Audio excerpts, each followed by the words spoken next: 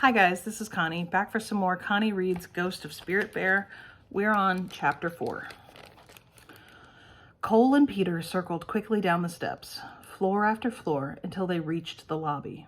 Peter headed straight for the broken doors, but Cole stopped him with a loud whisper. Hey Peter, look!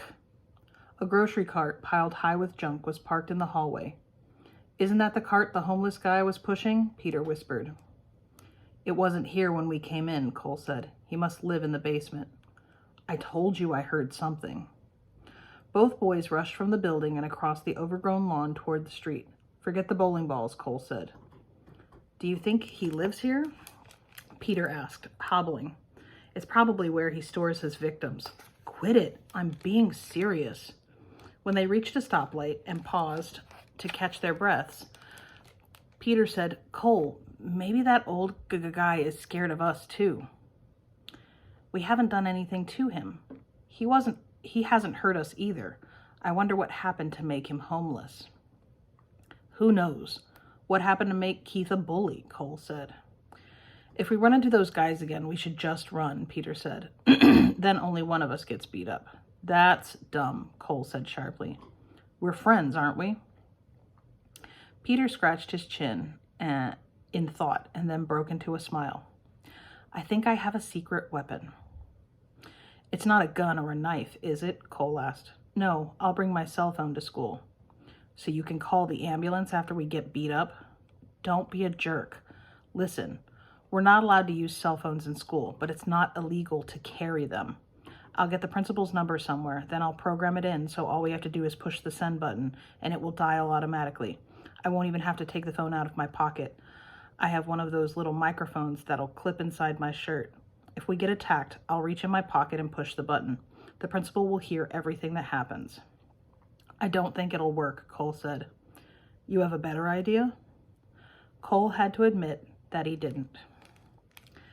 Wednesday morning, Cole shrugged with his thoughts and emotion as he sat in the freezer. What if this time on the island had been a waste? Every day his anger seemed to come back stronger. What if he was nothing more than a big screw-up? Peter stood and opened the freezer door. I'm about done, he said, casually trying not to show his shivering. Cole followed him out.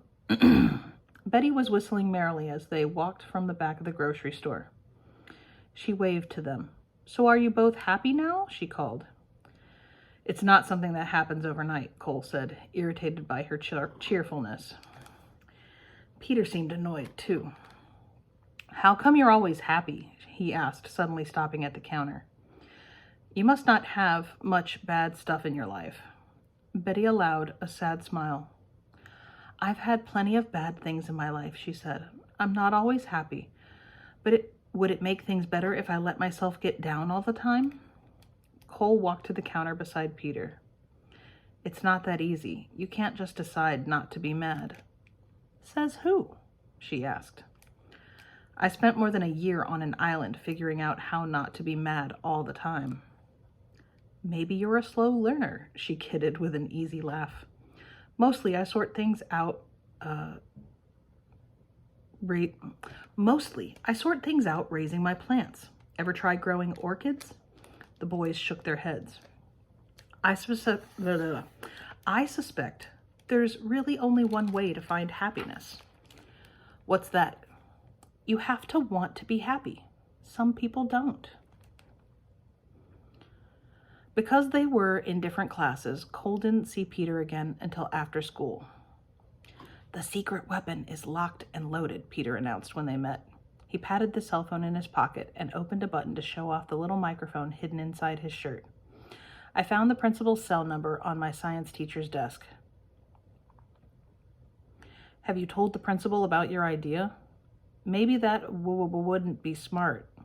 Cole smiled. The idea was crazy, but at least it gave Peter a sense of confidence. As they left the school grounds together, they passed the bulldog statue. I hate that thing, Cole said. Peter agreed. Everywhere you look at school, there's a picture of that ugly mutt. Hey, I've been thinking, Peter continued.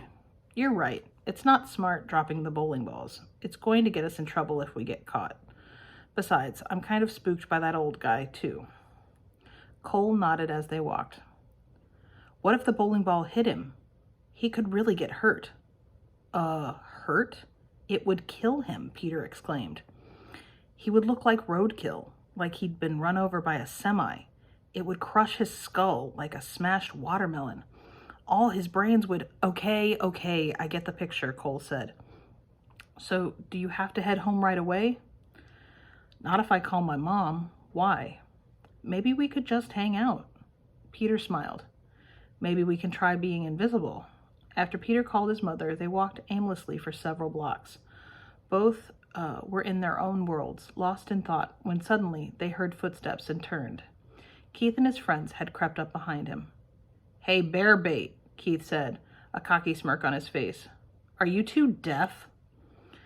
Cole wanted to kick himself for not paying attention. Time for the secret weapon, Peter whispered, sliding his hand inside the pocket of his baggy pants to activate the cell phone. What did you say, Gimp? Asked Keith. Peter spoke loudly, his words slow and deliberate. I asked you what you're going to do to us now that you caught us 2 blocks away from school. You're going to do... we're going to do what we should have done yesterday, Keith mocked. What have we done to you guys? Cole asked, but he knew they didn't need a reason. He had never needed a reason himself when he used to beat kids up. He knew exactly how Keith and his friends thought, and it scared him. Maybe I don't like you, said Alex, a skinny blonde kid from Cole's math class. Cole glanced around. Peter saying they were 2 blocks away from the school didn't help the principal much if she was listening. Cole pointed to a yellow house nearby. You better leave us alone. The principal lives in that house, he said loudly. 246 Elm Street. Peter looked quizzically at Cole and then grinned. Oh yeah, she lives at 246 Elm Street, he repeated slowly. What a crock of bull, Keith said. You think we're stupid? He shoved Peter. If the principal lives there, my mother lives in an igloo. Peter was scared, but the cell phone gave him confidence, and he smiled. Where did your mom get an igloo? He asked. Keith slapped Peter hard. Get that grin off your face, retard, he said, or I'll wipe it off. Cole saw the group smirking, and they knew they were the most dangerous when they were showing off to one another. Quickly, he sat down on the sidewalk and pulled Peter down beside him. Don't say anything more, he whispered. Be invisible. What are you doing now? Keith asked. We're not going to fight you, Cole said. If it makes you feel big and strong to hurt somebody who's sitting down, go ahead. I don't care if you're sleeping, Keith said, kicking Cole in the ribs. Raw fear showed in Peter's eyes as Keith turned and kicked him too. Eddie stepped forward and kicked Peter in the back. Cole was desperate to stop Peter from getting hurt. Hey, dog breath, he shouted. Why don't you kick somebody your own size? Eddie and Keith laughed as they both kicked Cole at the same time. Lying on his side grimacing, Cole could see cars passing on the street. Drivers turned to look, but none stopped to help. Another hard kick in the chest took Cole's breath away. When he heard Peter grump from being kicked again, Cole looked up at Keith. 5 against 2 isn't exactly fighting like a man. Okay then, get up and fight just me, Keith said. Yeah, right. And if I whoop you, your friends are going to just sit back and watch? I don't think so. I'm not that stupid. You sure talk a lot for somebody who's getting his butt kicked, Keith kicked Cole again. Suddenly, a blue station wagon swerved to a stop beside the curb, and Ms. Kennedy stepped out. The group started to run. Stop or I'll call the police, the principal shouted. I recognize every one of you. Line up now. Reluctantly, the gang returned and shuffled into position. Cole and Peter stood, clutching their bruised ribs. Peter's nose was bleeding, and Ms. Kennedy handed him a tissue. Are you okay? She asked. Peter nodded. What are you doing here? Keith asked the principal timidly. I want to know what you're doing here, she replied. We didn't do nothing to them, exclaimed Eddie. Oh, let me guess, the principal said. Peter and Cole just walked up to you again, and this time they sat down on the sidewalk in front of you so they could relax and enjoy your company. We weren't really hurting them, Alex said. We were just messing with their heads a little, said Keith. Yeah, we were just joking, the others agreed. Maybe we should joke with you a little, Peter said. Miss Kennedy's voice grew cold. You five are the biggest cowards in our school, instead of these two. Why don't you pick on the football team? The group remained silent, smirking. Miss Kennedy moved slowly into the boys' eyes until each looked away when she shouted, You do not have the right to destroy someone else's dignity because you have none yourself. Cole was surprised by how the principal was acting. It took a lot of guts, but he still doubted anything would come of it. There weren't consequences in this school, not like on the island. There, if he chopped wood and covered it, he had dry wood for the winter. If not, he didn't. If he attacked a bear, it mauled him. If he gave it space, it trusted him.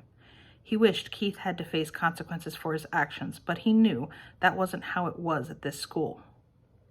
Cole, you and Peter go on home, but stop by my office in the morning, Miss Kennedy said. I'll meet the rest of you back in my office in 5 minutes. Anybody that gets there after me pays the fiddler double. Keith started towards the school, sauntering casually to prove he wasn't intimidated. And that was the end of chapter 4. Be careful with that and enjoy. Please and thank you, and I will see you for the next installment.